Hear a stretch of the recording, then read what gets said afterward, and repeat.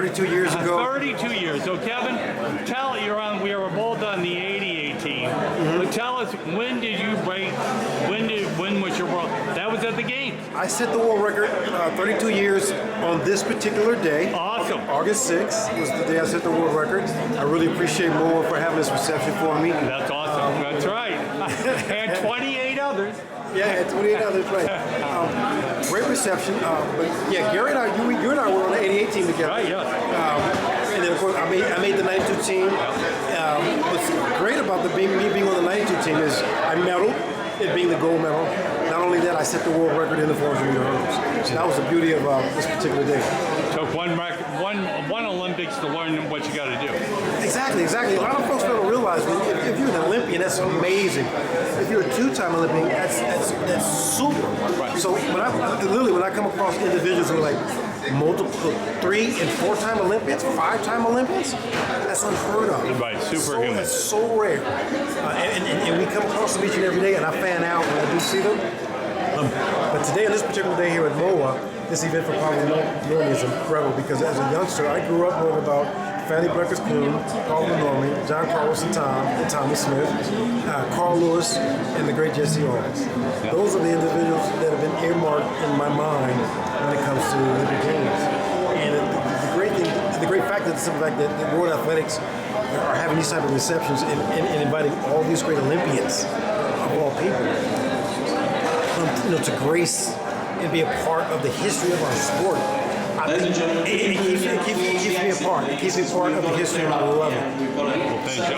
So anyway, when you set the world record in '92, exactly what was going through your mind? What did you think when you hit that starting line? And then what all was transferring going? When we came out the call room, we walked onto the track. They lined us up in how we're going to be positioned in our lanes.